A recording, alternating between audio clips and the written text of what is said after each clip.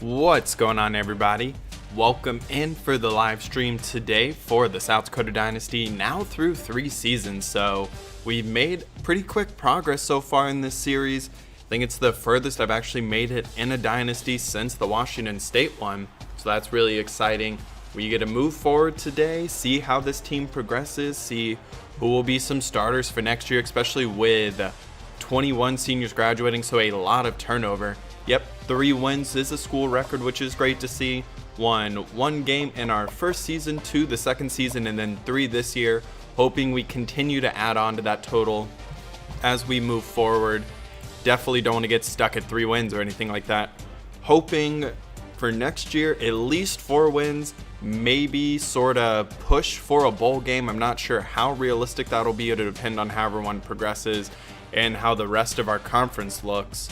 So that'll definitely be interesting, and I'm excited to get into this today and just see what this team looks like in Season 4. I think we're going to have a lot of new starters, a lot of new faces on this team who will be making plays.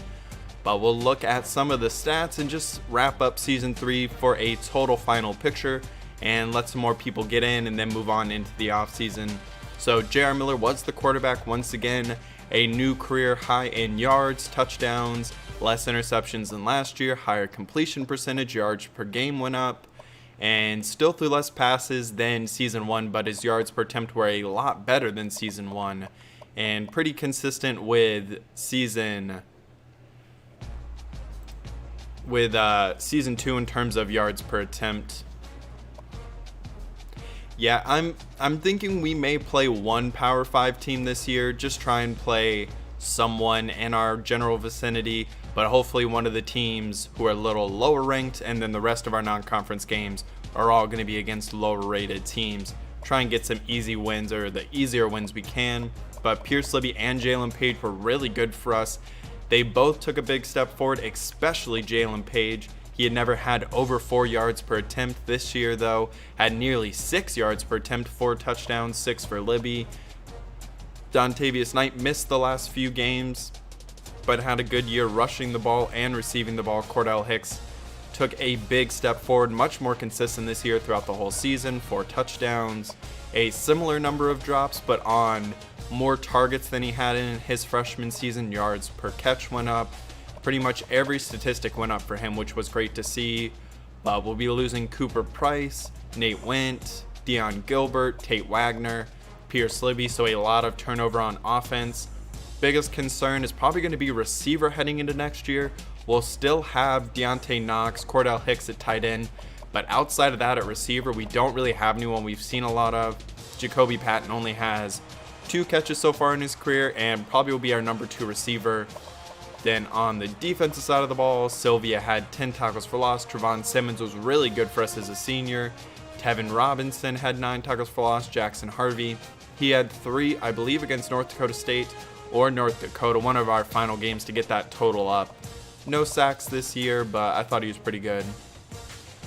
Yeah, they did. So I forget what the total school record was, but throughout the last 2 or 3 games, they were pretty much going back and forth because they were right next to each other in terms of rushing yards. So Jalen Page would take the team lead, break the record. Pierce Libby would come back on the next carry and take the school record, and they were just going back and forth, but Pierce Libby ends up with it.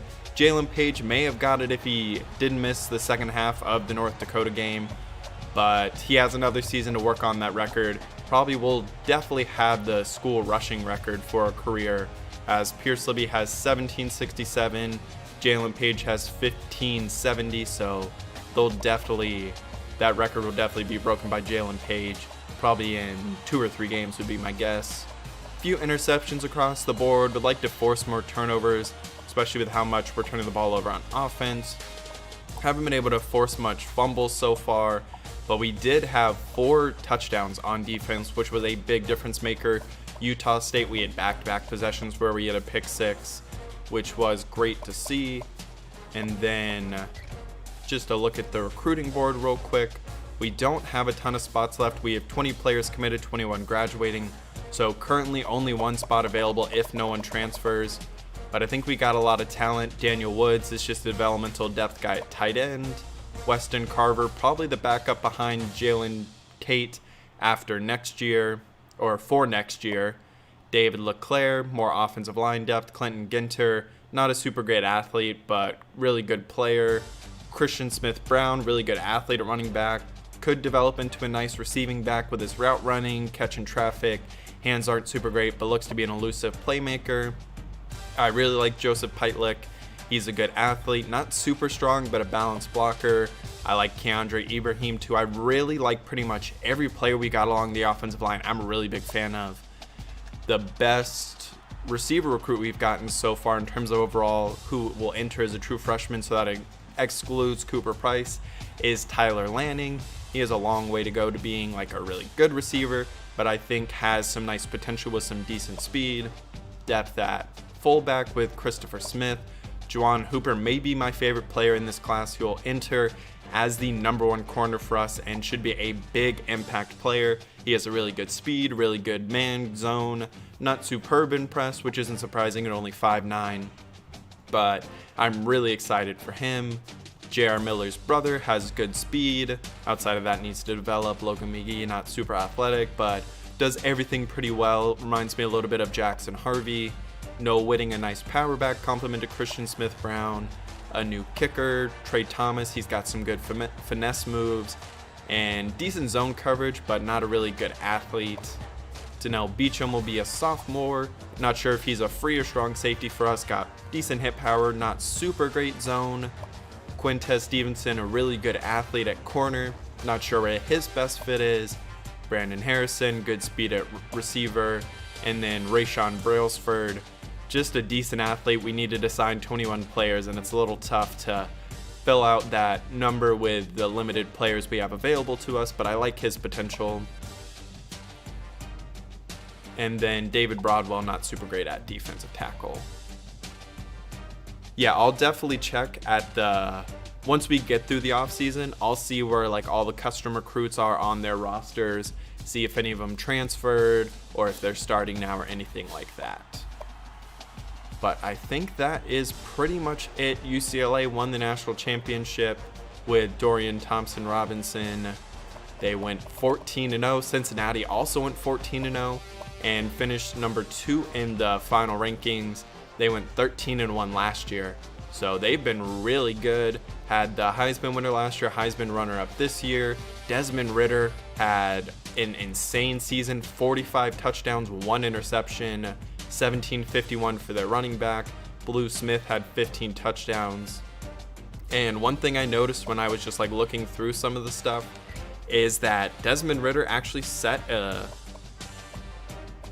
record for the NCAA all-time, at least in the game. He set the quarterback rating, so he broke that record. So Cincinnati was insane on offense. And I think that's pretty much it, unless there's anything anyone else wants to see. I know we had a couple All-Americans and All-Conference players. But I think that's pretty much it. So I think we're going to go ahead and head into the offseason if there's nothing else anyone wants to see. Give a second for anyone to respond to see if there is anything. But it was a fun season 3. I'm excited to get into season 4, get some more of the players that I've recruited into this team and playing in a bigger role. We've seen a little bit of that so far, but not a whole ton at this point. But yep, so I think we're gonna head into the off season now and see where this team can go in season 4, if there's any transfers, coaching changes, or anything like that. Our only current recruiting battle is Deron Covington, who will be my number 1 target in the offseason. In recruiting, I really, really like him. I think he could be a big difference maker for us, especially with how much we struggle to stop the run. Yep, Christian Vaughn's for season 3 and 9 improves on what Bob Nielsen did in their transition to the FBS. He went 0-1 against South Dakota State and against the top 25, but we did go 1-2 against our rivals, I would say, in North Dakota State, and South Dakota State. And all of those games were much closer this year than they had been so far through this series. Nothing really to see here in coaching carousel, so we're going to go ahead and move to players leaving and coaching changes.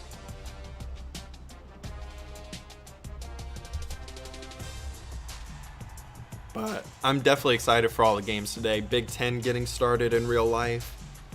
Few top 25 matchups. Oklahoma State, Iowa State tonight. Ohio State plays right now against Nebraska. Michigan, Minnesota tonight. I'm especially excited for South Carolina, LSU, as of course I am a South Carolina fan. Not sure if anyone currently in the stream knows that. But we'll start off in the Mountain West and look some of the conference changes. So Boise State's defensive coordinator was fired. Mike McIntyre replaces him, so that's a really good hire, I think. The defensive coordinator at New Mexico is fired, so they hired the old Washington State defensive coordinator, I believe. Outside of that, South Dakota State gives out a extension for their head coach, and then no change on our staff, which is surprising. So we keep all of our coordinators this year. I don't really know the last time we did that. It's been a while so far in the series. I think every year we've at least had one or two fired. And so Kevin Johns, who I believe was the head coach at North Dakota and went 0-12, he is the new head coach at Utah State, replacing Phil Longo. Don't really know anything about these coordinators for them. Let's look at North Dakota now. So BYU fires their head coach. North Dakota fires all their coaching staff once again for the third straight season. Greg Stewart's their new head coach. He's 1-10 all time. So not super great from him. Let's check out where he was before. It was Stewart. So Stewart. Then I want to check around some of the bigger conferences, see if there were any big moves. So I think he was UCLA's defensive coordinator, who got replaced by Kalani Sitake after he took the head coaching job at North Dakota. Yep, so he's there now. A+ prestige. We'll have to see how long that lasts, as they still have not won a game. But let's look at this now. New DC at Boston College. Jimbo Fisher is now the OC at Miami, so I guess he got fired from A&M. So that's definitely interesting. Dave Doran got fired. And then Syracuse fires their whole coaching staff with Dino Babers. Big Ten. Illinois loses their head coach and James Coley. Mark D'Antonio retires. New OC at Northwestern. In the Big 12. Not a whole ton of change here. But Neil Brown's been fired. So it looks like Bob Nielsen kept his job. Lane Kiffin's the new head coach at West Virginia. I feel like he's been moving around a lot in this series. But Neil Brown's been fired, but Bob Nielsen will stay at West Virginia. I don't think we'll play them this year. If he moves on to a new spot, I may play wherever he goes to. Luke Fickell stays at Cincinnati, which is definitely big for them. Skip Holtz gets fired, replaced by Scott Whittingham. Charlie Weiss Jr. is the new head coach at Memphis. Let's see. Anything in the SEC? So Phil Longo now at Missouri. Mike McIntyre fired. Will Muschamp gets an extension. And then Jimbo Fisher, that big contract he got. I don't even know what it was, like $100 million. He's been fired from A&M. Replaced by Terry Malone. New DC is Dave Doran. And I think that's pretty much it for here. Don't really care about any of the other ones. So now something really important, players leaving. I'm hoping for no transfers. There's a couple I'm really worried about, and we'll have to see if they do transfer away. So let's look at it. And so we do have one transfer. Looks like we're dropping some frames. Let me give it a second to catch back up.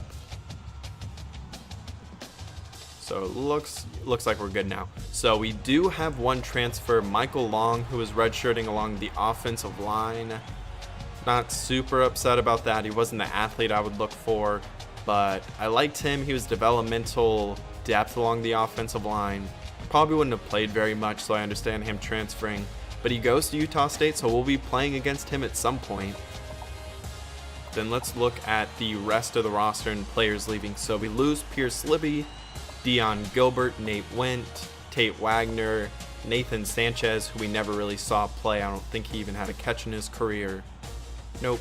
But Tate Wagner, he was a really good blocker, so that'll be definitely something that we're going to miss. He caught 50 passes, 1 touchdown, but the biggest thing is he was an elite blocker, 83 and 84 blocking. And we'll have to see how Cordell Hicks is able to do blocking as our now full-time tight end in every formation. And I think a big part of our running success, our offensive line got better, and Tate Wagner blocking on so many plays, seeing how he improved. So we know Michael Long left, Heath Nimke, who was a backup, Brandon Noel, who was a backup, Jake Lauder, who was a backup, Noah Johnston, who we recruited in season 1, is gone, and then we lose a right tackle backup. Then along the defensive side now, it is Javon Miller, Shane Simler, and Scott Bruniger. They were all backups behind Shadow and Tevin Robinson. Now, a big thing I'm worried about is Pedro Martels and Zacharias Tedesi both move on. That's why we really need to get Deron Covington. I think he would, if he goes to us and commits to us, he'll be starting for us day 1. Preston Pratt, who is the 3rd or 2nd string middle linebacker. Xavier Warner, Sean Saldana. So 2 losses there that are important. Our number 2 and 3 corner, or our number 1 and 3 corner. Trevon Simmons is a big loss. And then Devin West. So just to look at this list one more time, number of players who have made big impacts for us, and they're all moving on. No one going to the NFL, of course. Still probably a little whiles away from that. Now let's check Buffalo, see if anything's happened here with your guy. So he's still on Buffalo. James Patterson goes to the NFL draft for them, though. Then let's look at the other Dakota schools real quick. North Dakota, no one graduating. Not really losing a ton of talent. They lose their starting center, free safety, backup free safety, and kick returner. Mitch Ferris, who was good for them this year, had 465 yards, but only 3.5 yards per attempt. Bryant Means, who I think had a couple picks in his career. Yeah, 5 interceptions, pick 6. I think that may have been against us. And then some other depth players for them. North Dakota State, they've had a ton of turnover, and they lose maybe their best player on their team, Winston Zenner. He is really good. Not a great athlete, but does everything really well. 54 tackles for loss in his career, a ton of tackles, sacks, interceptions, pass deflections, forced fumbles. He pretty much did everything for them. They also lose Tyrone Simmons, Jason Lowry, Carl Fuchs, Sammy Wilson, a couple strong safeties, Bobby Nix. So they lose both their right outside linebackers and Brock Taylor. A smaller senior class this year, though, for them, as they graduated something like 20 in both of the first 2 years. So I think they should be pretty good next year. Then South Dakota State, let's see if they have any transfers. So they lose, I believe Roderick Cox was a 4-star recruit for them, and he's transferring to Western Kentucky. They also lose Connor Platt, Sammy Brown, look by overall. So they lose their kicker. They lose Shaq Rivers, who was really good in this series for them. 2 1,000-yard seasons, over 6 yards per carry, 19 touchdowns. So a really productive career for him. Daryl Patton, Connor Platt, like I said, Christian Seelig, and then some receivers, other players. But that's pretty much it for that. I don't really want to check out any other teams. Let's see if we get any transfer requests. We have an extra spot open now. And look at draft results real quick. Of course, no one for us is drafted. Then North Dakota, I assume they won't have anyone drafted. But Winston Zenner is drafted in the 4th round. And then no draft picks for South Dakota State. So let's see. Any transfer requests? And nope, we don't get any. So we have an extra spot open with now 22 guys leaving. So we have an extra spot we can fill in recruiting. There are a couple guys still left on the board outside of Deron Covington that I want to get. So that'll definitely be nice to be able to add more there.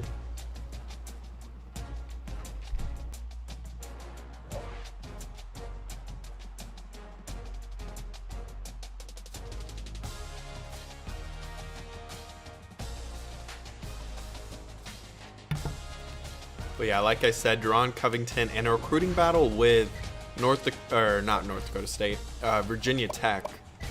So we're going to have to probably put a lot of points into him.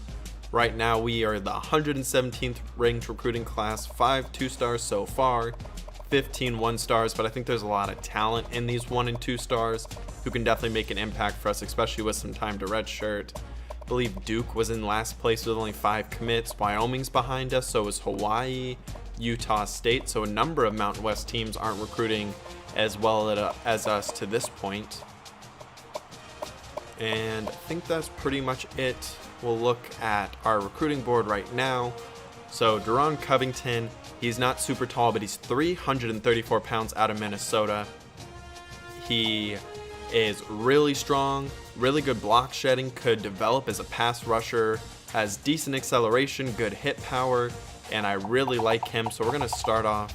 I'm going to go with 10,000 and back this off.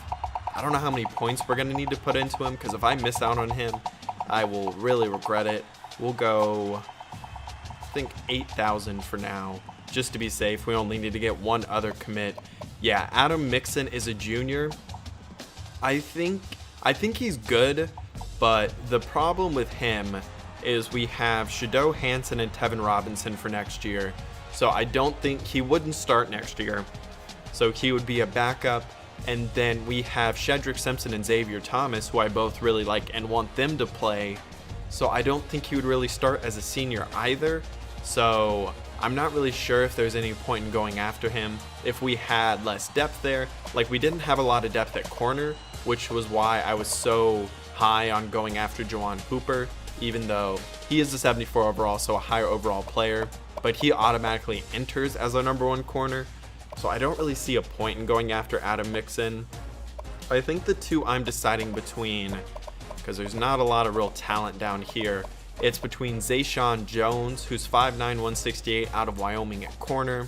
He's not really fast, but he has good acceleration, pretty decent man, and with the number of corners we've recruited recently, I think he has time to develop.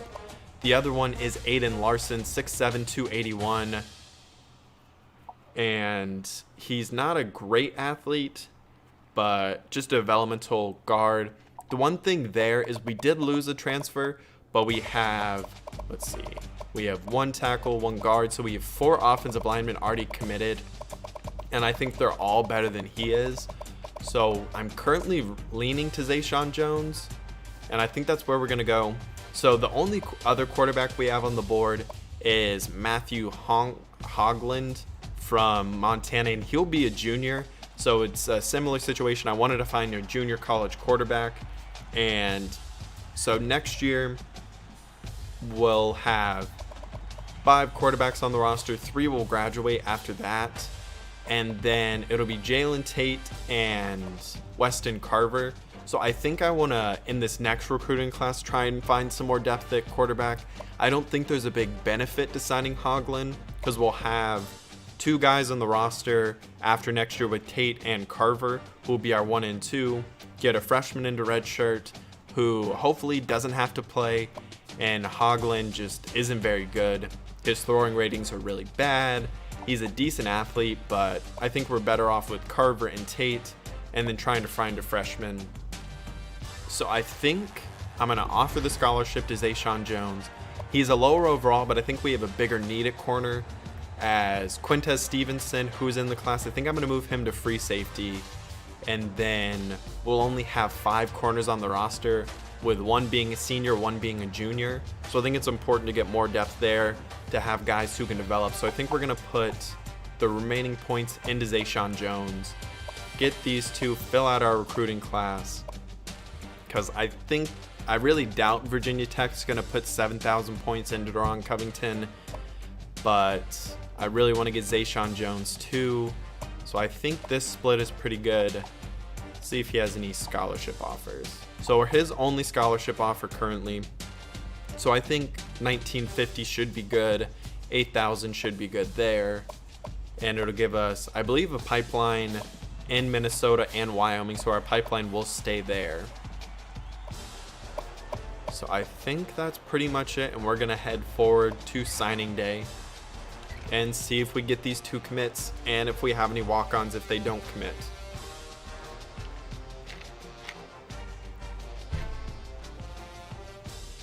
Let me check the scores of the games real quick going on.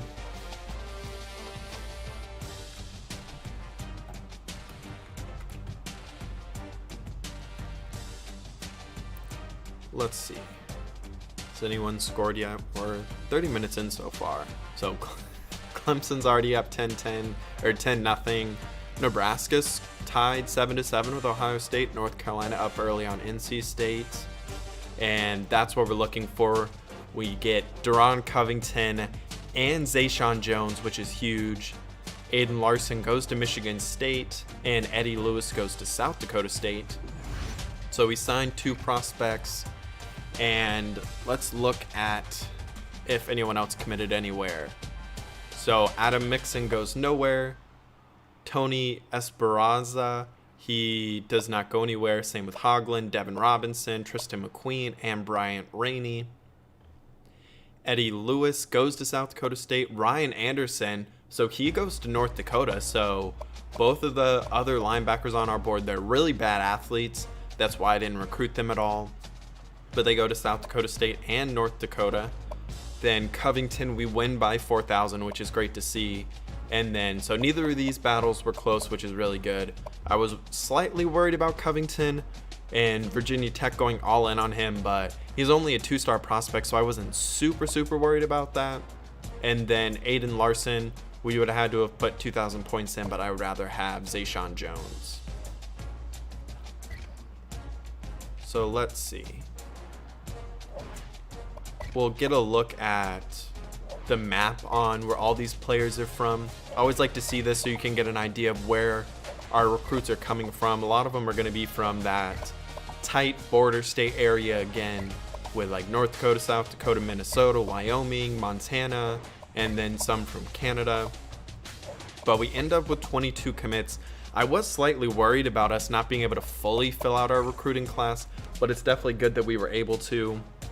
So you can see Iowa, I think we'll be losing, Minnesota will be losing, and Wyoming. But I think we should be able to get those back next year. I'll definitely try and focus on those. Then at the prospect map, 1 from Canada, 3 from Minnesota, 1 from Iowa, 6 from Nebraska. So a big recruiting class out of the Nebraska, 1 from Montana, 3 from Wyoming, 3 from North and South Dakota. And then let's look at the top classes, see where we end up. So we finish 126th, but I would bet you overall related, our class is probably better than some of these. So we have a number of 60 overalls, some really good people in the 50s, some even in the 40s, who I think could be really good developmental players for us. But a look at the whole class, so 6 2-stars, and Hen Eyes, Christopher Smith, Deron Covington, Jawan Hooper, I think it's David Broadwell and Tyler Lanning, and then the rest are all 1-stars. Yeah, let's see where the other Dakota schools are. I know the first few years they were recruiting in like the top 40 or so. So North Dakota, not as good of a recruiting class as I think they've had in recent years. 97th, they get 9 3-stars, so a free safety, couple offensive linemen, another free safety. So they lost, I think, their top 2 or 3 free safeties, so they replaced them. Outside linebacker, looks like they got another talented halfback to go with Cameron Leak, and then some players down the board. And we'll keep moving up, try and find South Dakota State and North Dakota State. North Carolina down at 81.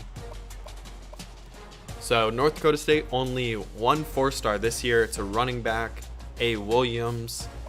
Looks like a pretty solid recruiting class though, as good halfback here, cornerback, middle linebacker, tight end. So definitely areas of need. They get a 6'2" running back, and then 6'2" strong safety, 6'5" D tackle, another 6'5" D tackle. So we'll have to see. I'm going to look at all their rosters, see where they're at now. And so yeah, I think North Dakota State and South Dakota State were recruiting like roughly top 30 in the first couple of seasons. And now South Dakota State down to number 57. No 4-stars this year for them. They sign another quarterback. They've been really good at signing quarterbacks so far in this series. Get a new kicker and corner, athlete, few receivers, running back. So it looks like a lot of skill position talent. Then some offensive linemen down here. Now we'll look at the total top recruiting classes. So UCLA wins the national championship and gets the #1 recruiting class. A&M fires Jimbo Fisher, goes 3-9, but still gets the #2 recruiting class. Bama, of course, is top 3. Oklahoma, LSU, Georgia, Michigan, Missouri, top 10. They sign a 5-star, 6 4-stars. Clemson in the top 10. Any real surprising names here? Oregon State really high up there. Ohio State only at number 20. Houston, top 30. So no one super surprising there. Then let's look at the Spark 100, see where the top prospects went. So #1 player in the country, Trevon Burrell, he goes to Minnesota. So I don't know if that's their first 5-star ever, but probably one of the few they've ever gotten. Jesse Hines, 6'8", 247, goes to Stanford. Clemson gets the #3. Houston gets the #4 prospect. Maybe an Ed Oliver situation, but looks like he may be an offensive player. Tennessee, Clemson gets another one. South Carolina gets another 5-star. They've had a few of those so far in this series. Then #1 running back in the country goes to Georgia. #2 receiver. Then 5-star, maybe offensive lineman, defensive lineman, goes to Cincinnati. See if there's any others that stick out. Akron gets a 5-star. Alabama gets a few more. Alabama with another one. #1 defensive tackle goes to Missouri. 6 foot, 295, so not super big. DeCarlos Crawford goes to Notre Dame. And then Illinois, Utah, Rice gets a 4-star receiver. And then South Carolina. Let's look at the top quarterbacks. So Chance Rowland goes to Nebraska. Christopher Overstreet from Idaho stays home, so they get a top 100 recruit 4-star quarterback to build around in the future. May have to play them at some point. Alabama gets the #3 and Boston College gets the #4. And I think that's pretty much it for here. So we'll go ahead and move forward to position changes now. I think there's a few position changes I want to make. We'll have to see how the roster looks though and see where players fit best. One thing I'm excited to see with the player progression is, do we get our first 80 overall, and how many do we get? I think Bo Weaver and Deontay Knox both have a chance to become 80 overall and become the first ones that we've ever had. But at quarterback we have 4, running back we have 5, 2 fullbacks. At receiver I don't think there's any changes there. None at tight end. There is some changes I want to make along the offensive line though. Just moving some players around. So Jamie Landry will stay at left guard. Then at right guard, I think I want to start Joseph Peitlich. I think him and Clinton Ginter, they both have similar blocking ratings, but I think Peitlich is a better athlete, so I think that gives him the advantage with the amount I want to pull guards and get them out and moving. So we're going to move Ginter to left guard. And then let's see the tackles to there, to there, to there, 3. So I think that's good. I'm going to try and redshirt as many freshmen. Yeah, so got Clinton Ginter there. Redshirt develop behind Jamie Landry. Then center. I think I'm going to move Weichert to left guard just to have someone who can actually be a backup left guard. Then I think that looks good. Then I guess Albert Schnell would be the backup at both right and left tackle. Then along the defensive line, I think I want to move Francois to left end. And then I know I want to move Trey Thomas to right end, so he gets a boost of 4 overall, and he'll be a guy who will have time to develop behind Robinson and Shedrick Simpson, but I like his. I think it's, 71 finesse move, decent athleticism. I think he could be a sort of player similar to Tevin Robinson with some time to develop, and that he can drop in coverage and stuff like that. At defensive tackle, we have 4 players here now, all freshmen or redshirt freshmen. Then at linebacker, I want to move Deion Perkins to middle linebacker. So I think we're going to move back to a 3-4, not run as many 3 safety looks with Trevon Simmons moving on. So him and LaDorian McCray can be our middle linebackers. Then I want to move Rayshawn Brailsford to linebacker. He gets a +1. So we have 3 there, 2 there. Then Quintez Stevenson to free safety. So yeah, I'm glad we got Zayshawn Jones because he gives us more depth with a junior and senior here, and we only would have had 5 corners on the roster. So is there any other moves I want to make? I would like to have someone who's actually played be the backup to Jackson Harvey, at least on the roster, but I don't think that's too important. I can just put Kelly Sprinkle or one of the middle linebackers as his backup in the actual depth chart. So I think corner is good. Donnell Beecham, I think we're going to put him at strong safety. And then we have a lot of strong safeties on the roster, but 2 are seniors. So I think that looks good. Then I think that's it for position changes. Let me check one more time, make sure everything's balanced out. So I think we have a lot better depth on this roster now than we did coming into this series. We have players who I feel pretty decent once seniors move on, that they can actually start and do decently, like Xavier Thomas replacing Shadow, Shedrick Simpson replacing Tevin Robinson after next year. I like Dron Covington to replace Pedro Martels. Looks like we're dropping frames, so I'm going to hold off for a second. Wait for it to recover.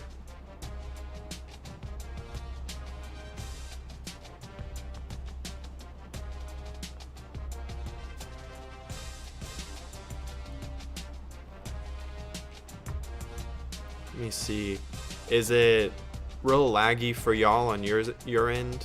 Because it looks like we're dropping a lot of frames, but not super sure. Let me know though.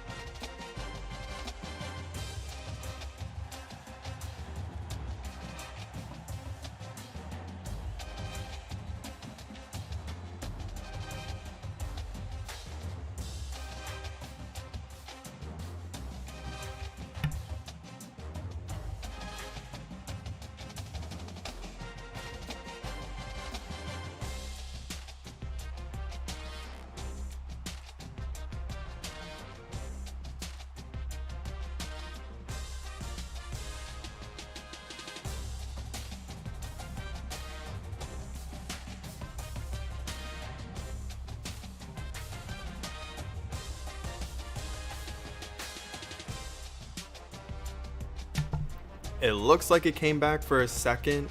Now it's struggling.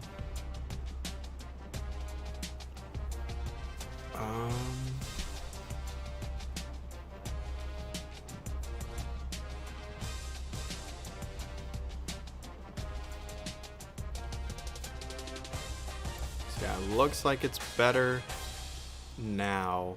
Let me see if it gets back to normal. Okay, it's back to normal now. But yeah, I definitely think 5-7 is really realistic.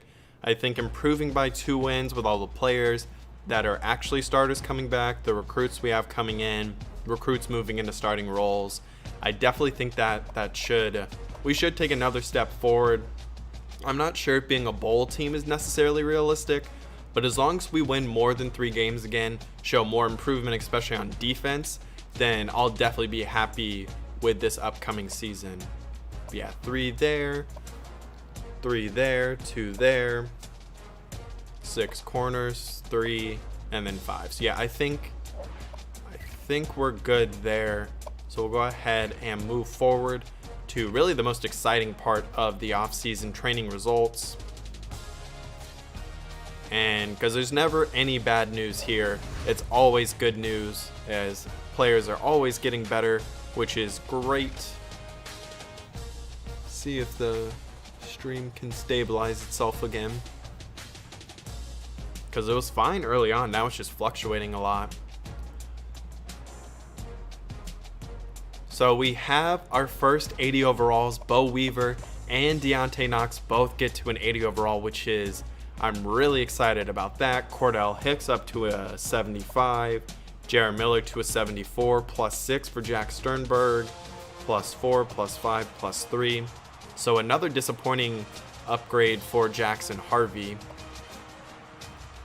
But we'll look at some of the upgrades just throughout different positions. Yeah, I think as we go through this, actually as we go through like what our roster actually looks like with all the different players, with the recruits in, we'll definitely have a better idea of what our needs are, because we have 18 seniors graduating next year as well. So a lot of turnover once again. Gonna have to sign a lot of new recruits, probably gonna go after a couple of junior college transfers, but +4 for J.R. Miller, +5 for Jalen Tate, which is great to see. He gets faster, stronger, better break tackle, a little more elusive. Let's check out the throwing ratings. So he gets a +1, +4 to accuracy, which is huge. So he is the strongest arm. He is the least accurate, but I do think once Jared Miller moves on, he's the quarterback of the future, especially with all the other quarterbacks graduating as well. And I do think he'll be the backup this year, and we're definitely going to get him involved, which will be very exciting. A +4, +5, and +4. Everyone gets a little faster, better acceleration, better break tackling, +5 for Dontavius Knight, which is great to see. Better elusiveness, better juke move. Dontavius Knight's catching ratings are really good now. It looks good on my end. I think we dropped a couple of frames for a second there, but I think we're good now. Seems like everything's stabilized. But all of our running backs get better. Ladorian Bolden, I think he may be our, well, now it looks like we're dropping frames again. But Ladorian Bolden, I think he may be our 4th running back, because we're going to redshirt all the 2 recruits we got. So I think he could get some carries as our power back. He's not super athletic, but he's strong, good trucking, good break tackle, and see if his blocking ratings got any better. So they definitely did pretty decent, not super great. Then at receiver, so yeah, this is my biggest concern. Deontay Knox, really good. The rest, none even in the 70s. Although they all get a +5 or +6, which is absolutely huge. Phoenix McDonald gets faster.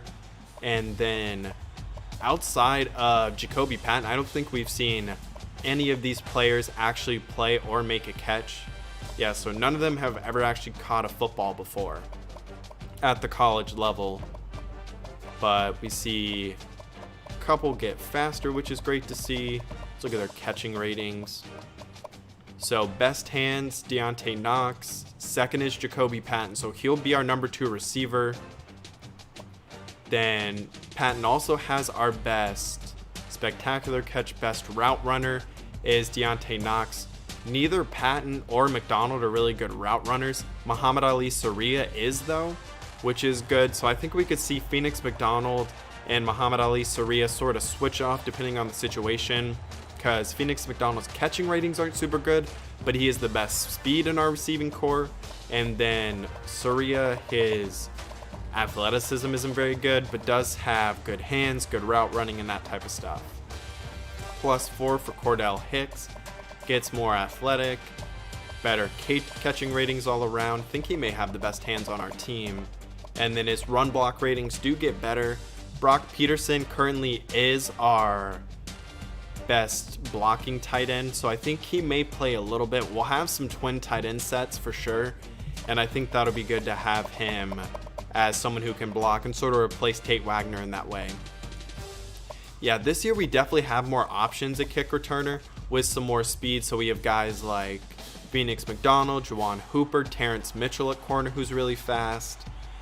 Deion Kendrick showed some nice elusiveness, which is definitely good.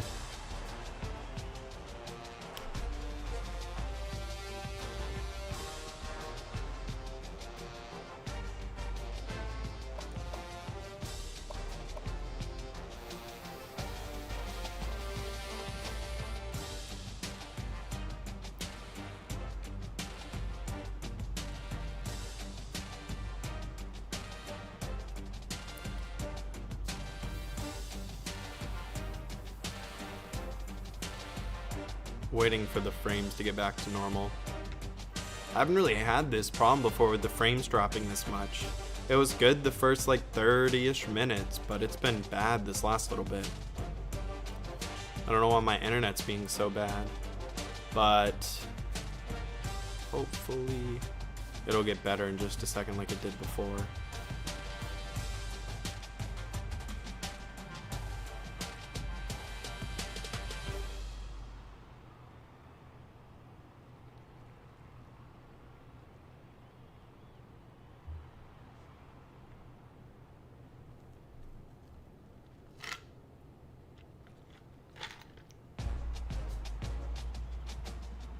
You know, it looks like it's still dropping. Not even sure if y'all can hear me.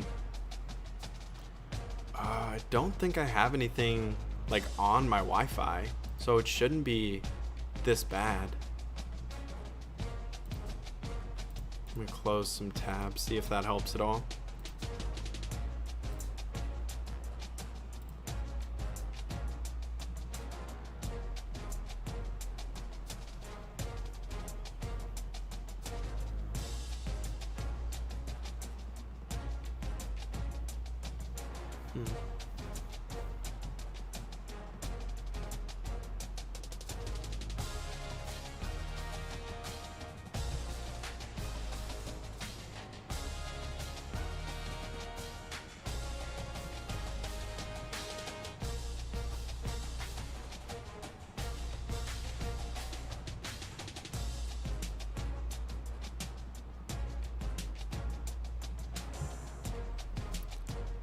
I wonder, let's see, can I even change this right now?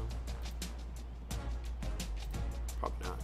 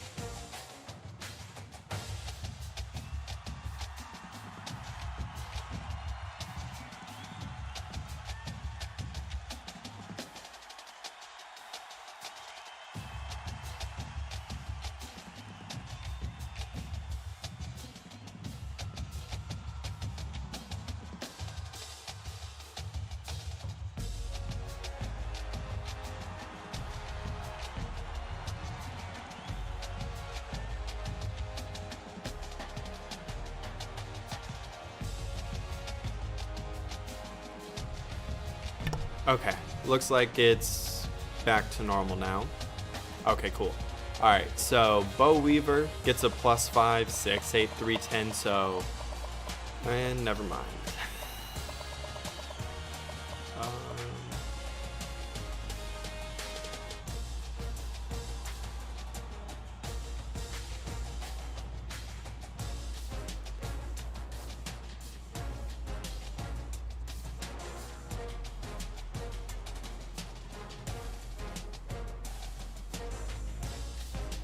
Here, I'm going to try and fix something.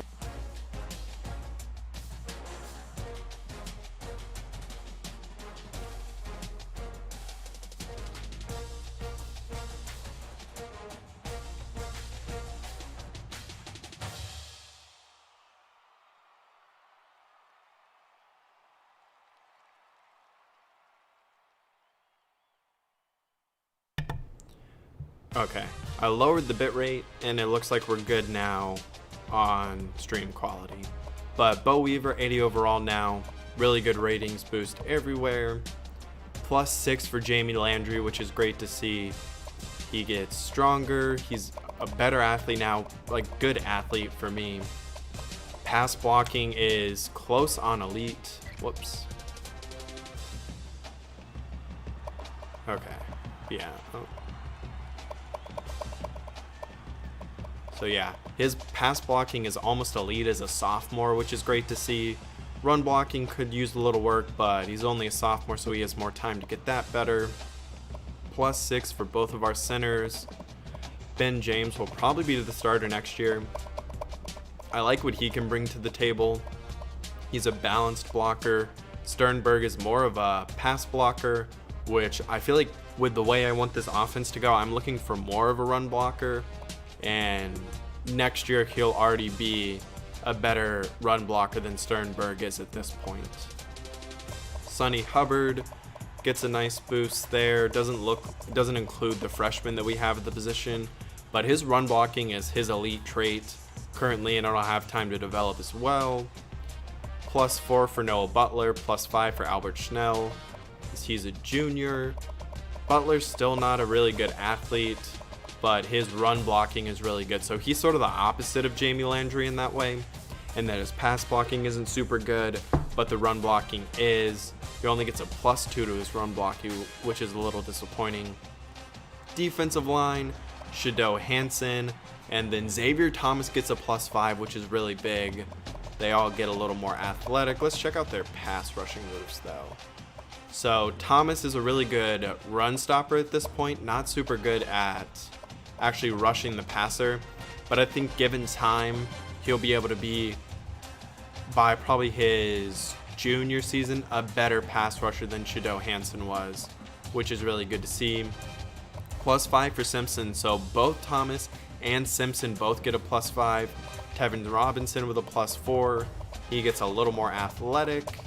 Let's see pass rushing moves. So Tevin Robinson all around is our best pass rusher.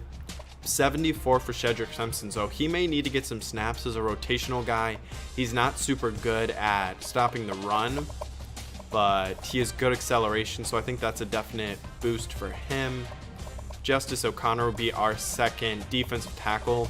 I'm not sure how often we're actually going to see two defensive tackles on the field, but he's got decent power moves compared to what we've had at the defensive tackle position. But Dron Covington will definitely be the starter there. +4 for Sylvia, gets faster, stronger, elite athleticism for him. Kelly Sprinkle gets a little better. Let's check out. So Sylvia gets a little better there. His coverage gets a little better there. Still not really good though. Deion Perkins gets a +5. LaDorian McCray only gets a +4. I think McCray will still be our #1 middle linebacker though. He has the experience, and I like what he can bring as a run stopper. Tario King gets a +6. 89 hit power now for LaDorian McCray, which is really, really good. Good block shedding, but his coverage isn't very good. Deion Perkins isn't super bad, and now he's into the 80s for speed. Jackson Harvey only gets a +3. We saw that. That's definitely disappointing, but zone coverage gets better. Block shedding gets better. All around, he gets better. +6 for Trayshawn Toney, only a +4 for Terrence Mitchell. Latrell Hill gets a +5. So we now have 3 guys, including Juwan Hooper, who are 90 speed for corner, which is great to see. Let's check out their coverage ratings. So pretty good man for everyone. Best zone outside of Kendrick is Trayshawn Toney. I'm not sure out of Terrence Mitchell and Latrell Hill who will be starting. I like Terrence Mitchell better, but Hill's coverage ratings are actually, in terms of zone at least, better. Then at free safety, Eric Sikowski gets a +5, gets a little more athletic. Play rec is elite already and gets a little bit better in zone. His man coverage is really good. Strong safety, +6 for DeMarco Anderson, which is great to see. He'll probably be the starter, either him or Donnell Beecham after Bukowski graduates. Check out some of these ratings. As 81 pursuit for Bukowski is really good. His coverage gets better. Anderson and Keel Foster, their biggest problem is they're not really good in coverage, although Anderson has really good press for some reason. And then a +6 for Trey Tucker. And I think that's it for the training results. We shouldn't have to cut any players, which will be nice, as we are at 70 players, so no one that we need to cut. See the top of the board now with all of our recruits included. So I think this year we need to get a quarterback, probably try and sign one running back. Need to find a couple receivers with Ali Soria and Deontay Knox graduating. More depth at tight end along the offensive line. Never hurts to sign a couple players. Defensive line, we need to get some left ends with Hansen and Francois moving on. Probably like to sign a defensive tackle just to get a little more depth there. And at linebacker, we definitely need to sign some players with both Sylvia and Kelly Sprinkle moving on. Probably want to sign a corner. Gonna try and find a corner who's a little bit bigger. This year we had Christian Jackson, who we were targeting, and I really liked him. He was 6'2", but he ended up going to Iowa State. So no corners currently over 6 foot. Then outside of that, not a ton of really glaring needs for this upcoming recruiting class, but definitely play positions that we could get some depth at and just improve at as a whole.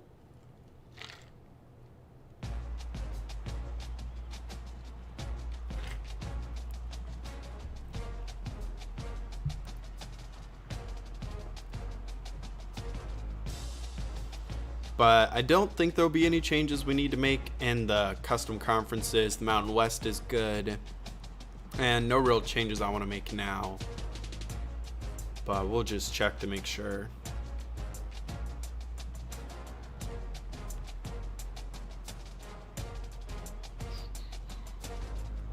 But how's everyone doing today? Any of the college games that anyone's really excited for? I know I'm looking forward to North Carolina is playing NC State right now. Iowa State plays Oklahoma State tonight.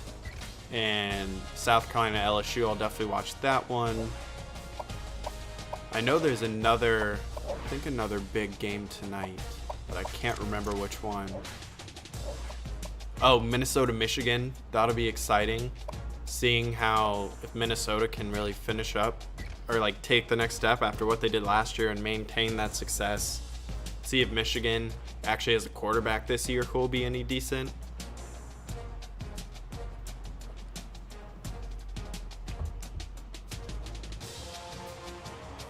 But now we're finally through the actual off-season part. Now we get to get into the preseason, look at the depth chart, custom schedule, all that type of stuff. I did say I would look at the custom recruits. So let me think. I think it was Jamari Chase at Ohio. So he's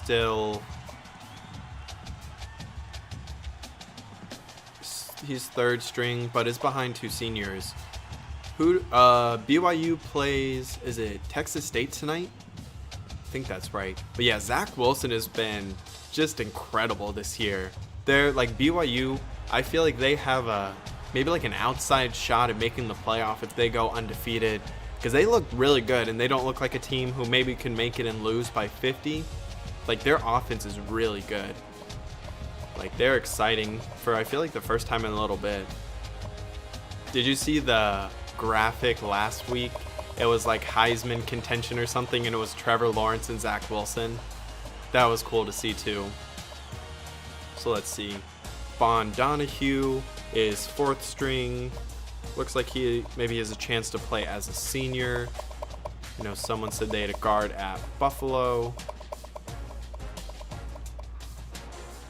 Jarrett Patterson at 98 overall now.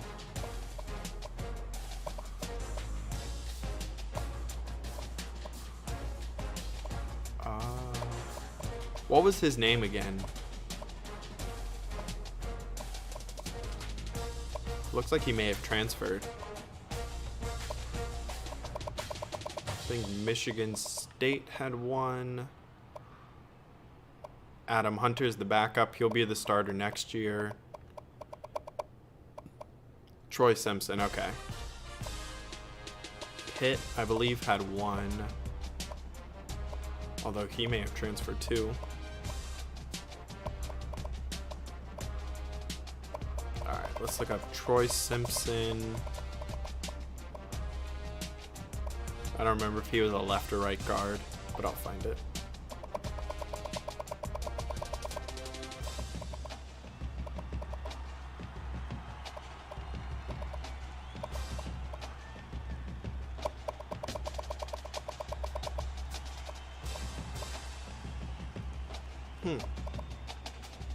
Simmons.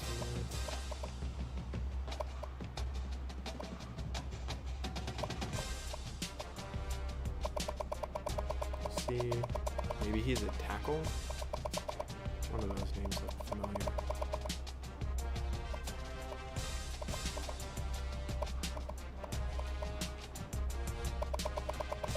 Maybe I just missed him. Simmons, Shepard.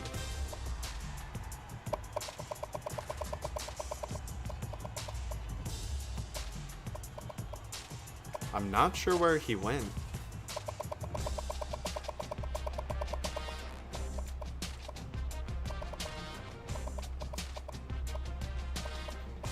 But what I'll probably do is just add him back. And is there a particular team you would want him to be on? Because I can add him back that way.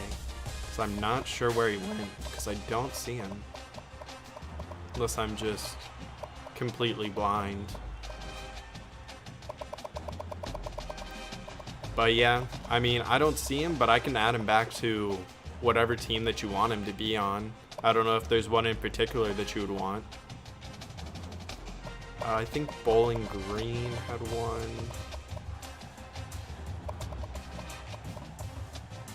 Yeah, Barry Muhammad. He's the backup now. Alright, sounds good. Let me think. I think Old Dominion had one.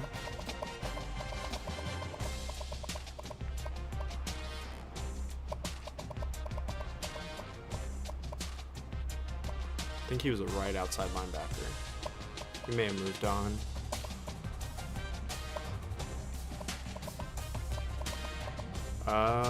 Did one go to South Dakota State?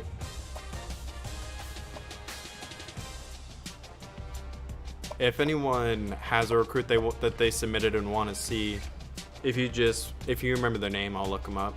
But I don't want to have to like keep looking it up. All right, so looks like we're gonna play North Dakota to end the year again. I guess if they're available.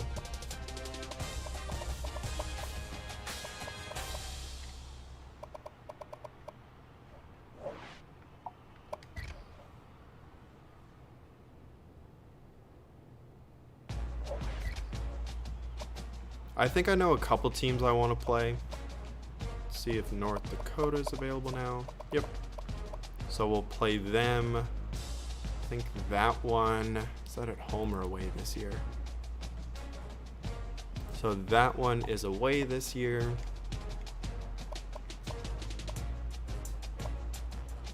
Then I want to play, I think either Iowa or Nebraska to give us an interesting P5 game. So we'll play Iowa.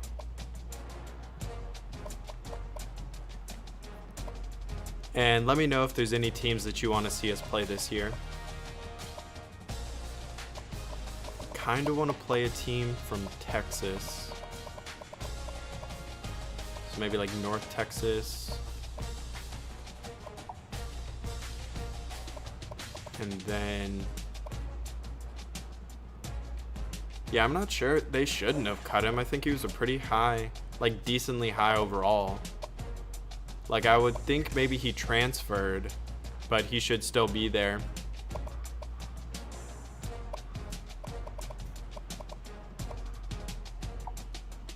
Let me check one more time.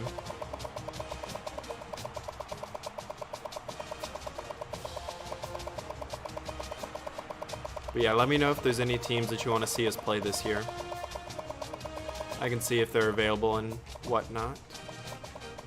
So Simmons, Simon, Scales.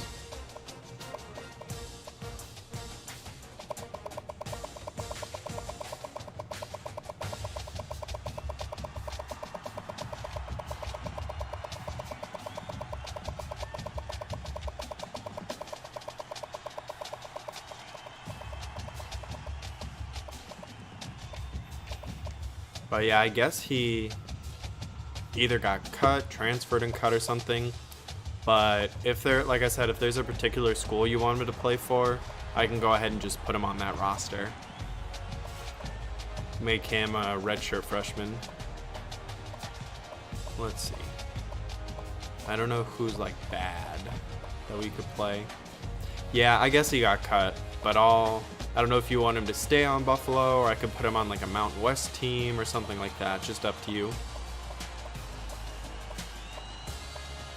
I think we already played UTEP. Can't really remember who we already played. Maybe play ULM to open the season.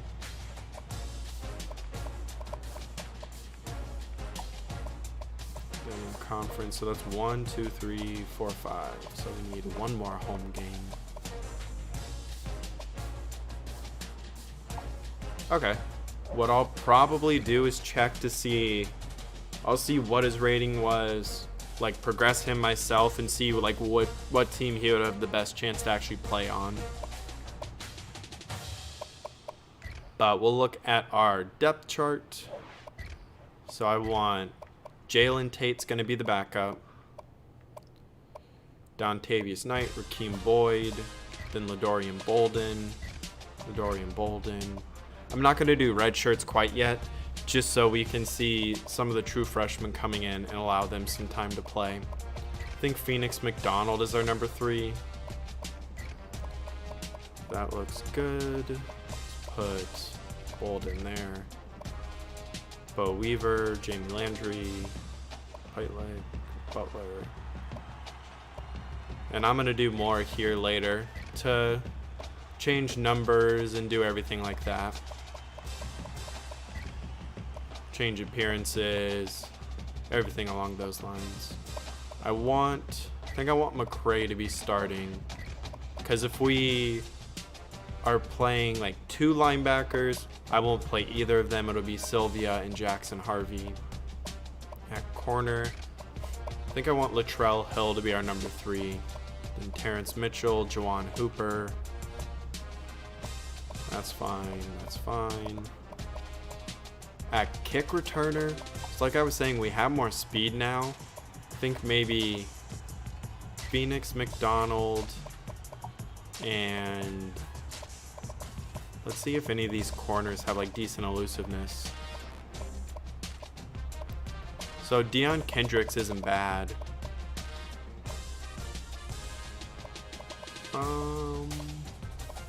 But I don't really want them getting hurt on kick returns because we don't have a lot of depth at corner. Who has really good acceleration? So we could do Dontavius and Phoenix McDonald, and then Dontavius Knight at punt returner.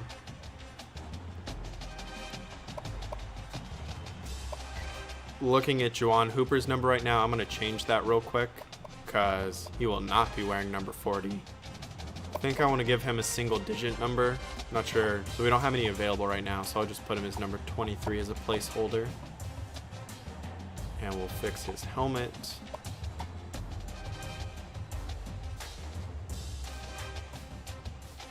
See if there's any others.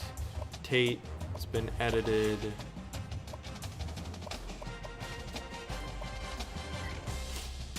Maybe look at a little bit of these true freshman running backs.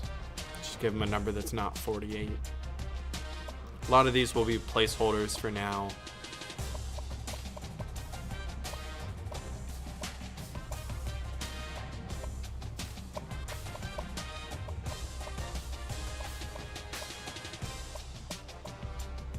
But next thing we're going to move into is some practice. See how much these players have improved. The new players that we haven't seen, like Terrence Mitchell and nickel. Then Deion Perkins will get on the field. We saw him a little bit last year, I think, but not really a whole ton. So I think that's everything here. I'll do the schedule depth chart. Like I said, I want to keep players from redshirting now just to have them so we can see them practice. But I think almost everyone here will redshirt. Pitelick will most likely start a right guard for us. But outside of that, I don't think there's really anyone here who I think has a big chance to make an impact this year. Logan McGee maybe, but I think I'd rather redshirt him, get an extra year of eligibility. Deron Covington for sure will make an impact for us. But I think that's pretty much it there. So we're going to go ahead and get into practice. Play indoors, and we're going to see how this team looks for Season 4. I think there's been a lot of improvements so far, especially in this offseason. I think we definitely got a lot better.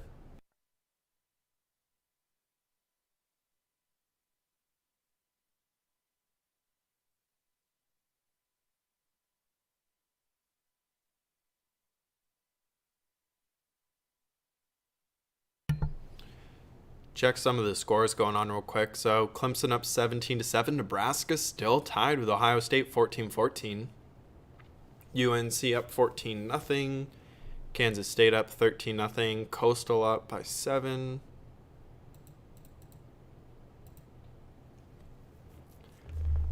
So I also, in like the lead up to I've been working on a playbook, like a fully custom playbook.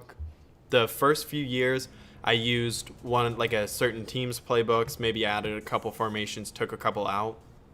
But I think this year I made a completely custom playbook, which will be fun to see, like have different formations subs. So I guess we'll start with the 3-3-5. I forgot to change our playbook. But now we get into some actual practice. Let's see. So Jalen Page is your running back. Deontay Knox for the first catch, brought down by Terrence Mitchell. Now a chance to run the ball. Jalen Page up the middle. Back it up a little bit. Take some shots downfield. Let's look for Phoenix McDonald. Zukowski there and picked off the deflection.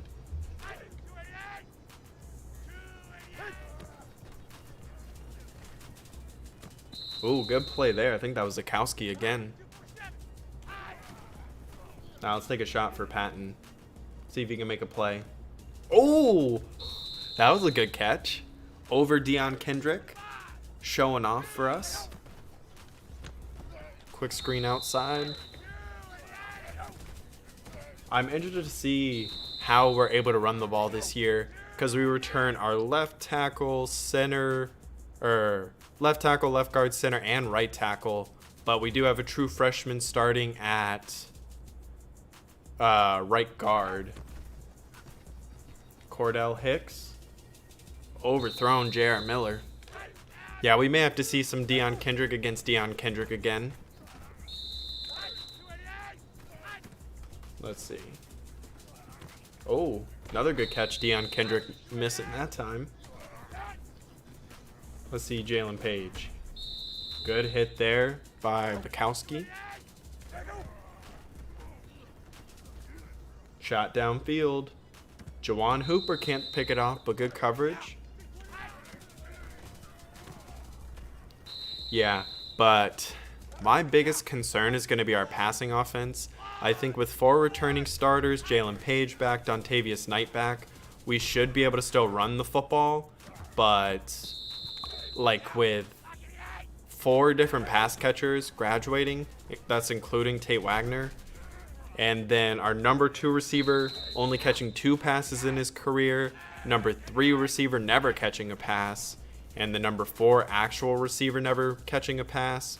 Maybe a lot of Deontay Knox and Cordell Hicks. Maybe more Dontavius Knight spread out wide. Just have to see how much we rely on the running game.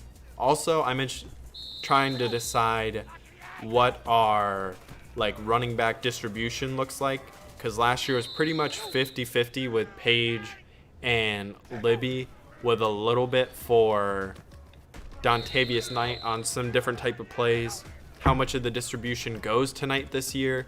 How much goes to Jalen Page? Does he our workhorse back and takes all the carries? Do we see some Rakeem Boyd, some Ladorian Bolden, some more triple option this year? Just a lot of different question marks. Yeah, we've seen what a lot of these players can do. Let's get some of the backups in. So Jalen Tate at quarterback. Put Dontavius Knight and Rakeem Boyd.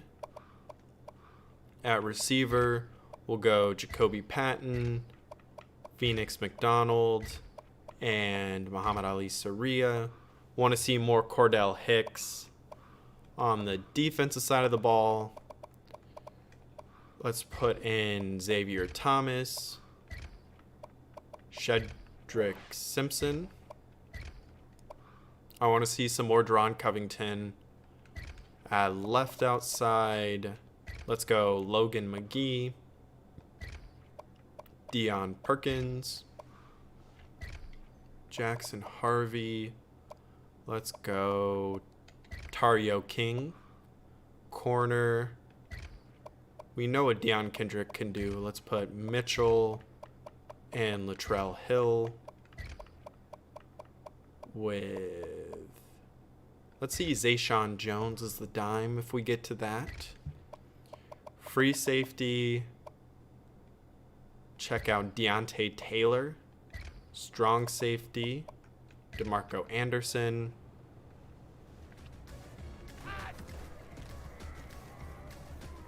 Final play for J.R. Miller. Deep shot. Good play, Terrence Mitchell. Rangy play downfield. Let's change up the formation.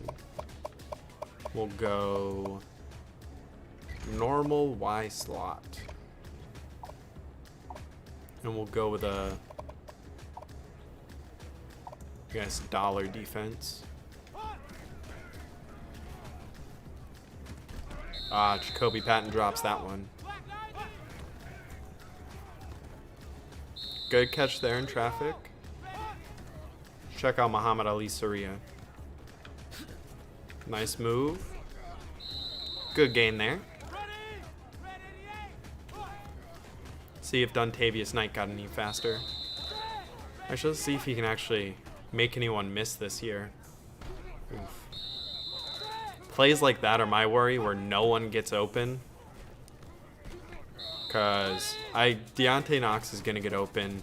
I'm not sure how Jacoby Patton will get open. Phoenix McDonald, his biggest strength is speed.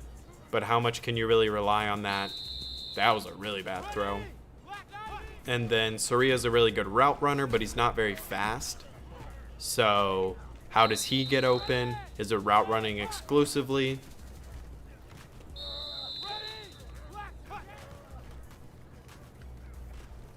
Oh, look at the arm strength. Oh, good play there. I think that's Joanne Hooper.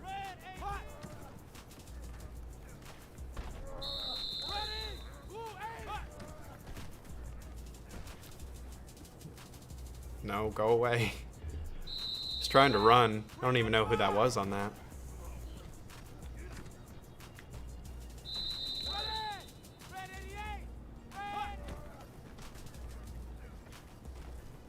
Tight window. Phoenix McDonald drops it.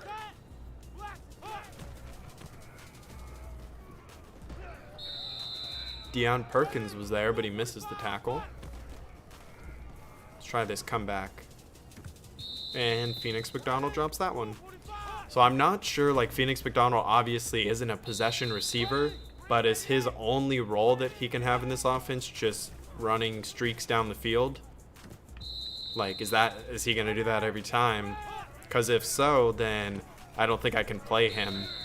That was a big problem at different points throughout this series, is our receivers just dropping the football.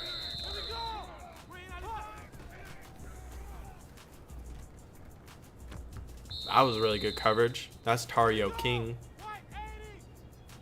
The frames dropped. Looks like it may be back to normal now.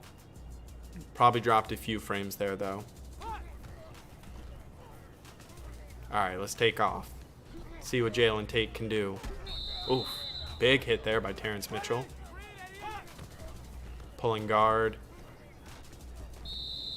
And I expect to have like a lot of pulling guard, stuff like that. So that was a part of why I wanted Pitelick to start instead of Clinton Ginter, because he has more athleticism to do stuff like that. Here's a good run by Dontavius Knight. Deep shot. Oh, look at that. Still picked off, but that was a bomb down the sideline. Good run there by... Yeah, let's see if any of these formations have a lot of option. Couple.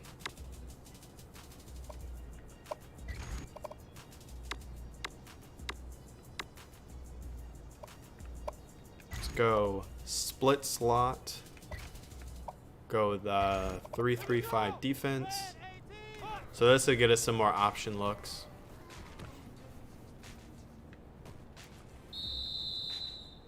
Rakeem Boyd looks a little faster.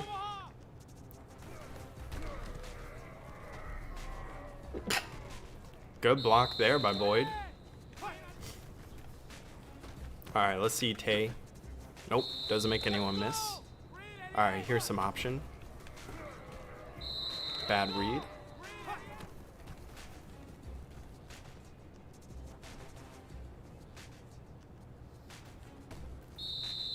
Good run there, though. Breaks one tackle. Can't get away from the second one. Alright, let's try this wheel route. Wide open. Boyd up the sideline. Good gain there. Jalen Tate's looked good throwing the football. He's missed a couple, but a lot of them are just good plays, it seems, by our defensive backs. Has a much stronger arm. Like J.R. Miller's not getting that football there, even though it was out of bounds.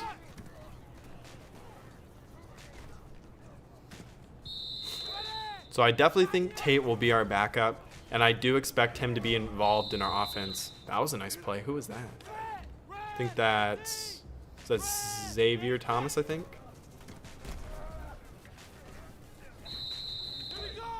But yeah, I expect him to be involved in our offense. We're going to probably have a couple formations for him, different plays, and the playbook I've been building.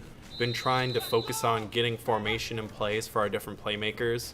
So having different formations with Tay Knight being more of a receiver, Jalen Tate as a runner, and stuff like that. Defense is where I'm going to have to really consider where our strengths are and what is the best type of defense for us to play this year.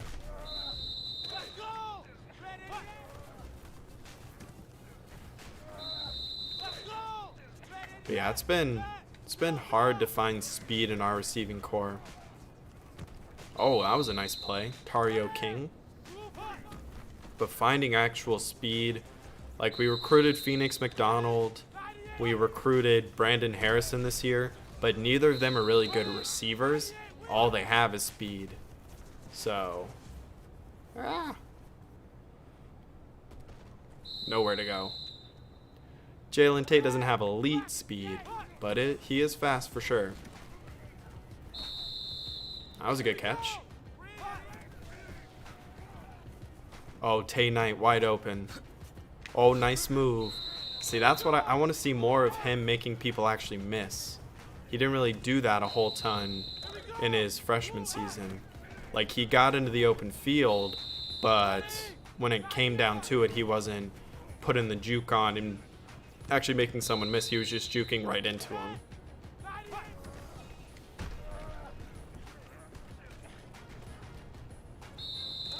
One thing I'm excited for with Jalen Tate is I feel like he's a more powerful runner. I know think he's 6'1", maybe like 228, 232 now. He's got decent strength, really good break tackle, not really great truck, which is surprising. But I think with his size and break tackle, that it'll be pretty decent. Like, he's not going to be an elite runner at the quarterback position, but he's definitely an upgrade over what J.R. Miller's brought to the table, and he can definitely be dynamic in that way for sure. I'm excited for him to actually, when he takes over the starting job, to see what our offense can become, especially with a bigger arm than Miller has, more running ability. I think we can be a little more creative. Alright, let's change. Want to run a little more option with him, see what he can do. Formation. We can go 3-3-5, that's fine. Uh-oh. Can we score our first touchdown? Terrence Mitchell, leave him alone. Touchdown, let's go. That's a big 50-yard run. He's not super fast, but he's fast enough. Breaks a couple tackles there, shows off his nice power. Now the pitch.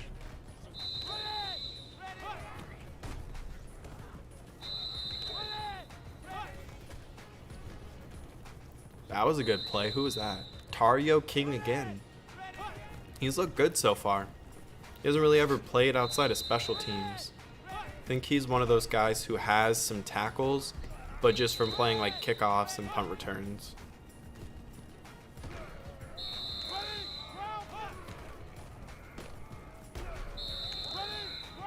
Alright, let's make a couple more changes. I want to see... They're lower rated, but no Whiting or Whitting. Not sure how that pronunciation is yet. Then at receiver, let's go Nathan Ellenbecker, redshirt junior. I think he was like a 40 overall when this series started.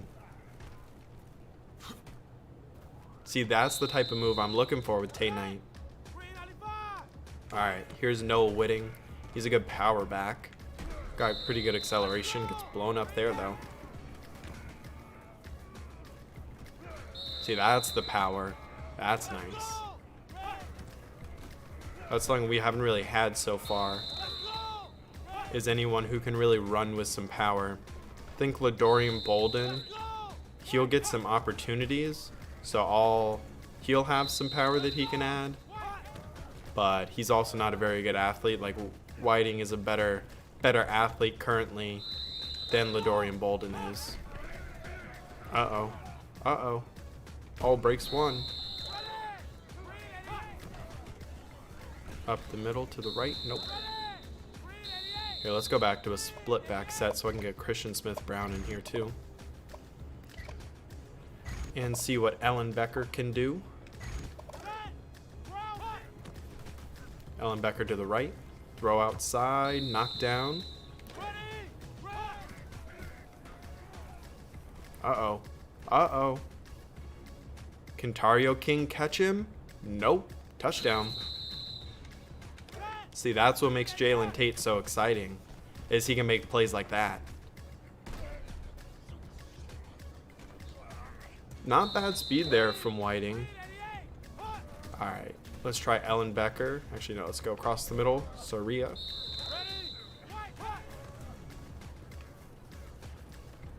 But I think my goal for like the passing game is that we throw it maybe like 25 times a game, and I want to run the ball probably like 40 or 45. So I think that's where our strength is now. Jalen Page took a big step. Dontavius Knight is a good receiving and running back.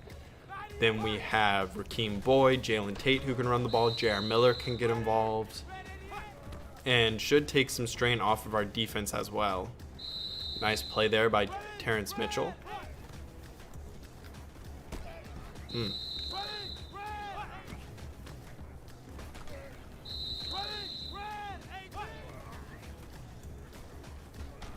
That was a really good option defense. Deion Perkins. All right, let's see Christian Smith-Brown. He's our fastest running back we've ever had. Hit him on this angle route. Nope. Good pressure there. Shedrick Simpson.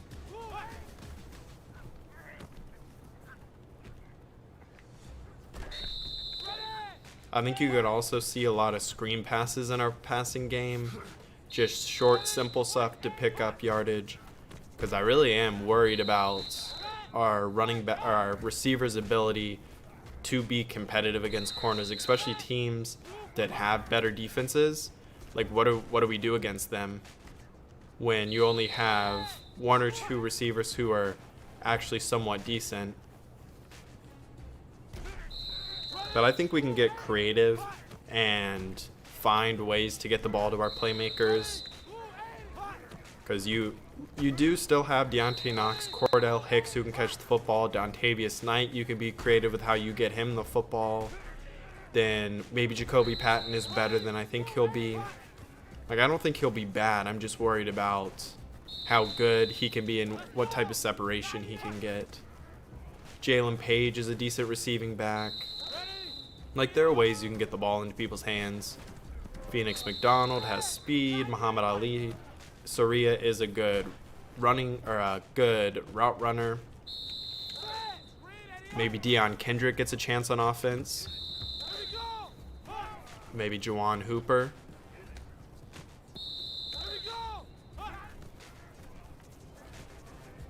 Roll out to the right. Back across the field. Picked off. Oh, you got to catch that. This is Deontay Taylor. Make a play. That's DeMarco Anderson. That's a good play in coverage from him. That was a bad throw. Deontay Taylor with an easy interception. Phoenix McDonald hangs on to that one. Alright, let's see Christian Smith-Brown run the football. They're bringing a safety down, so nowhere to go.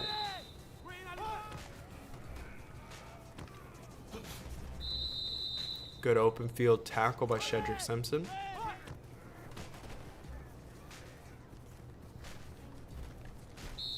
I'm definitely excited for the two true freshman running backs. They'll have a lot of time to develop, which will be good for them. Because you still have Jalen Page for this year. You have Dontavius Knight and Rakeem Boyd for 3 more years, including this year. Oh my. That was a long throw. Overthrows him even. I'd rather have a quarterback, though, that can do that instead of underthrowing him.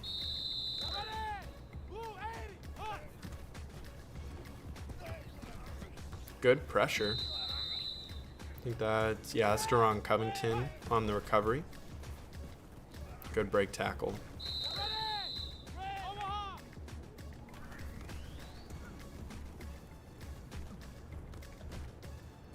See, that's a good play.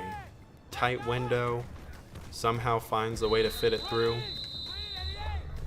Alright. Let's go to a spread set.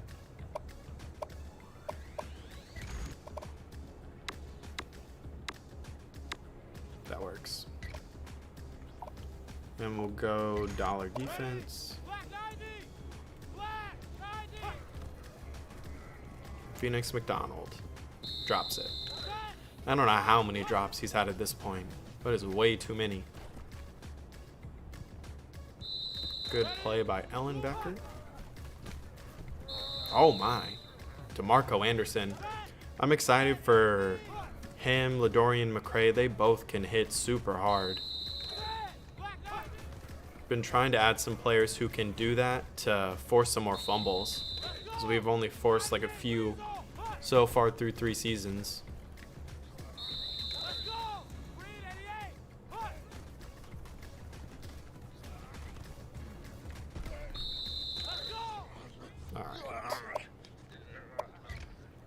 see some new players in the skill positions. So we'll go Christian Smith-Brown. Then at receiver, go Tyler Lanning. Our new freshman, Trey Bryant. A redshirt freshman. And then J.R. Miller's brother.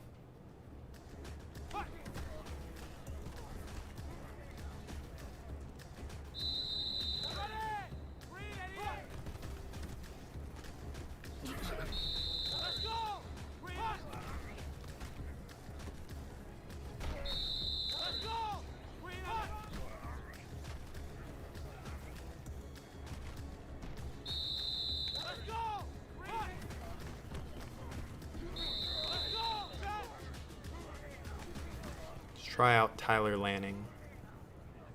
Overthrown. Oh, he almost caught it off the deflection.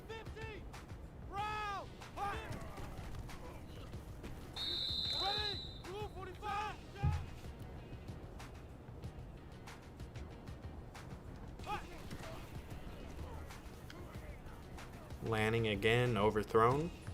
Anderson drops another one. Let's try Trey Bryant. I think he's 6 foot. Outside. Oh, good catch. That was impressive. Ethan Miller. Open. Oh, wow. That was a good catch, too. They're looking better than the guys I think who will start. Tyler Lanning again. Overthrown. DeMarco Anderson. Nope.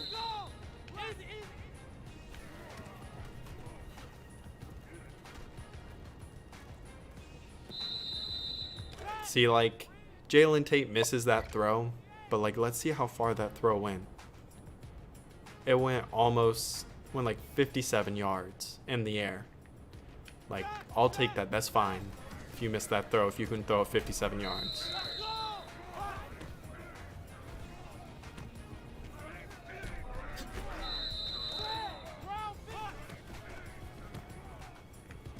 Yeah, I think things like that are definitely something you'll see in this offense. Bubble screens, different types of screens to get the ball into the open field, into playmakers' hands.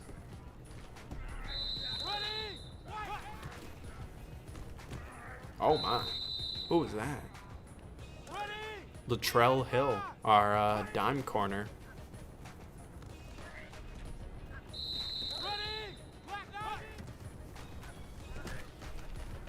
Hole for Smith-Brown.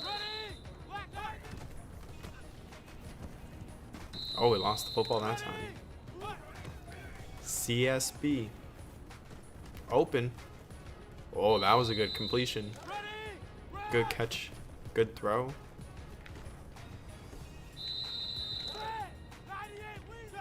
Any other players that anyone wants to see? Wide open. Lanning. Big play. See, these guys are catching these downfield passes. That was a bad throw.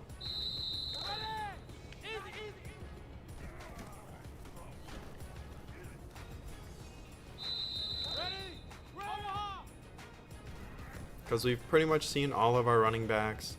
I think this is the majority of our receivers. Not too interested in seeing Brock Peterson or Daniel Woods. Seen most of our corners. Zayshawn Jones is out there, I think.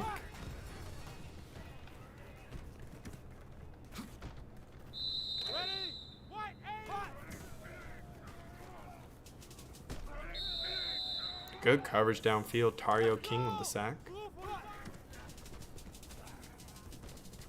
Cordell Hicks. Still really good. Ooh, nice spin move. Good play by Latrell Hill and run support. I think we'll also have to see how our different corners play when we start the season. To see, like right now it's going to be Hooper, Kendrick, and Mitchell. But if, for example, like Mitchell struggles, then I think Latrell Hill could get a chance. If he struggles, then you still have Trayshawn Toney. So you have some options at different positions. which is something we haven't had in the past, is the ability when someone's struggling to actually have someone else that we can put in who could be serviceable.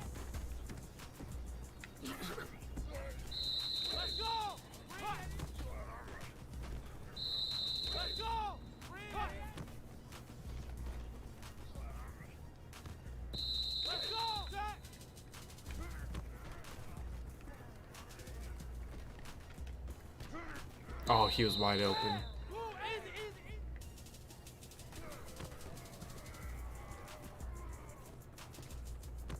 Somehow got the ball to him.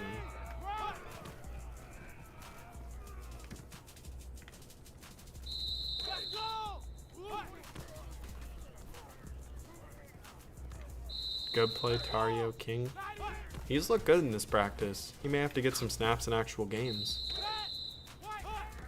I'm not really sure who he would play over, but I mean, probably need to find a way to get him on the field at least. That's a bad throw.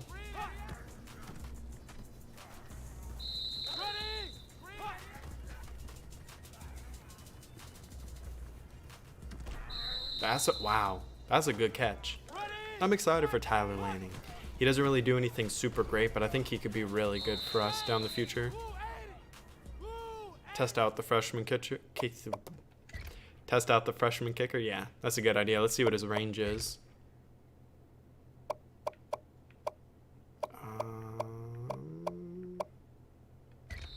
How do I do that?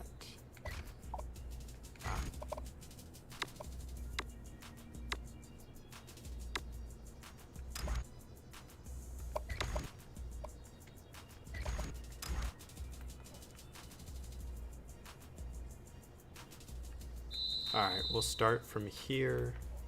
Start from the 20-yard line. So this is about a 37-yard field goal.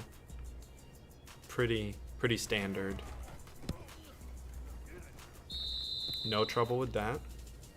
Let's see.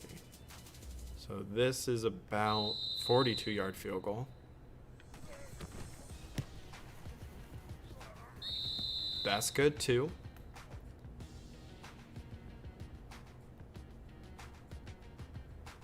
So I think this may be close to his range right here. What is this? This is a 47-yard field goal. I don't know if anyone of our kickers so far have hit a field goal from this range. He's close.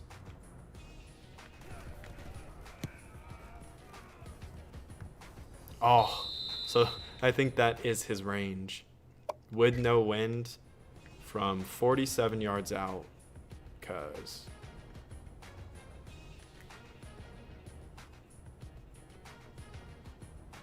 yeah, look at that. We'll try one more time from 47. Oh, that's worse.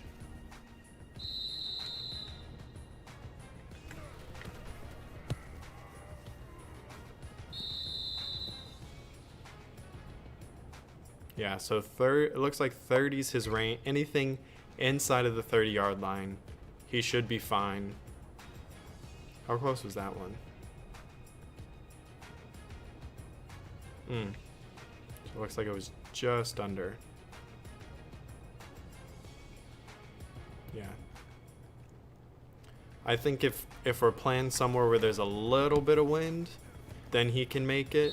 But looks like, at least for his true freshman season, this is the distance. Yeah, that's literally, that's his limit, because he hits the crossbar. If he had maybe like an inch, like a mile of wind, like towards the field goal, he probably makes it. But he does not. All right. So I think that's pretty much it for everything today.